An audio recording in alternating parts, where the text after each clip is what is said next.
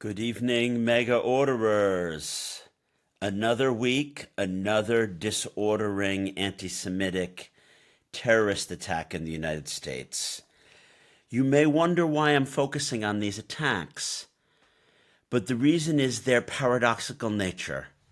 They claim, or the perpetrator claims to be promoting the Palestinian cause, but obviously killing Jewish civilians radicalizes people against the Palestinian cause, diverts from whatever famine there may or may not be in Gaza, and makes it much less likely that there will ever be a free Palestine. So, can we take at face value that the DC shooter and the Boulder fire thrower yelled free Palestine while targeting civilians? And I think that we cannot. I think that these are basic terror attacks where they wish to terrorize people. And who do they terrorize? They terrorize Jews because Jews, as part of their social affairs, go to not only synagogue, but Jewish communal events. And where are Jewish communal events? They're things like standing in solidarity with the hostages or going to the Jewish museum. And these kind of attacks, where Jewish communities are small, are felt very aggressively because people know that they could have been there. There are so many paradoxical things about this attack by Mohammed Sabri Suleiman, an Egyptian who overstayed his visa. He said that this has nothing to do with the Jewish community and was specific in the Zionist group supporting the killings of people on his land. But then he also said he wanted to kill all Zionist people and wished they were all dead, and he stated that he would do it, i.e., conduct the attack again. This is unbelievably paradoxical if we try to enter into the mind of the terrorist. It means that there is some kind of bizarre mystical connection between a Jewish demonstration in Colorado, in his mind, and not just the normal Zionist project, but the war in Gaza, which Netanyahu runs in a way so as to stay in power and to make sure that Ben-Gvir and Smotrich are still in his coalition. This is a mystical connection that makes absolutely no sense.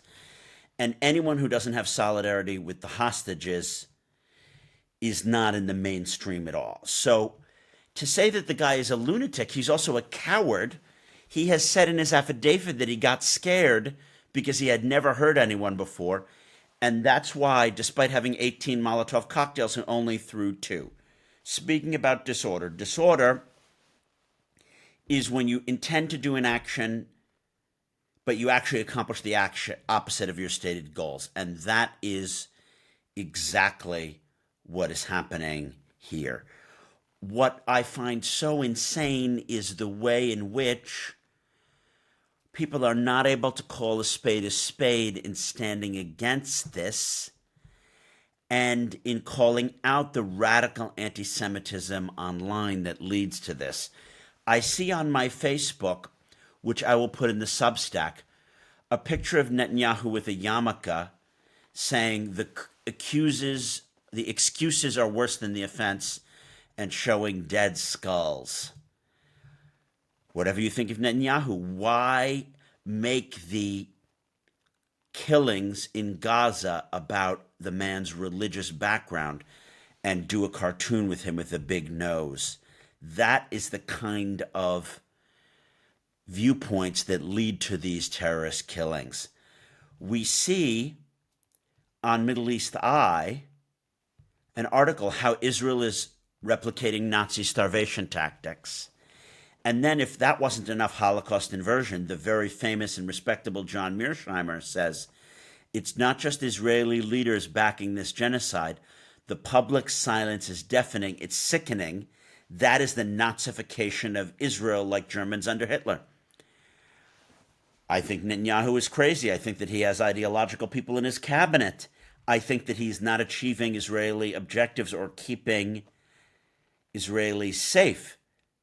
but he isn't a Nazi, and he isn't Nazifying Israel.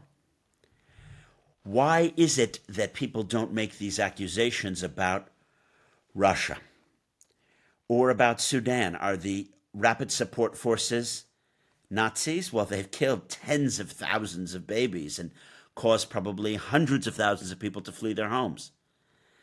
So the double standard and the inversions are too profound here to not call out. So I'm trying to call them out from the perspective, the mega orderer, of the obfuscation and the disorder which is introduced into the public narrative about the topic. What do I think is the solution? Imposed peace. And the Europeans need to step up, and the Qataris need to step up, and they need to deliver the hostages in exchange for concrete deliverables that end the war and allow an administration on behalf of Qatar, Saudi, and the UAE of Gaza. It's extremely clear. I've been saying that since, what do you know, October 2023. I will end here. I hope that this video is of interest to you. Or should I throw in a story? When I heard that the guy came from Colorado Springs, I was like, oh my God, you know what? He came from Colorado Springs. I remember when I caught an Uber driver to my talk in Vail about Libya's semi-sovereign institutions. The Uber driver that picked me up was an Arab gentleman who was coming from Colorado Springs. He studied at the School of Mines there. There's quite an Arab community. And we chatted in Arabic, and he was Libyan. And I was like, really, what are you doing? He's like, I'm going to this talk about, the Libyan economy. And I said, no way, I'm the speaker at that talk. He said, oh yeah, I wanted to just get a ride in this direction. I study at the School of Mines, but I need some extra money, so I drive Uber. And I knew that I needed to get into Vail to hear the talk. So the guy who picked me up was an Arab immigrant, not an American, who had overstayed his B2 visa, or B1 or H1B or whatever, and he was driving into Vail. But he was picking me up to go to my talk, not scouting out how to murder Jews who were supporting the hostages for no reason. But it's a really small world, and it shows you that terror really is disordering. It doesn't achieve what it attempts to achieve, but maybe it is trying just to terrorize, because if you're from the location and you had, gone to Boulder, Colorado, or when you're skiing, you're passing through the area, you can just feel terrorized by the fact that someone might just randomly be there with a flamethrower and not know or understand who he is trying to incinerate. On that note,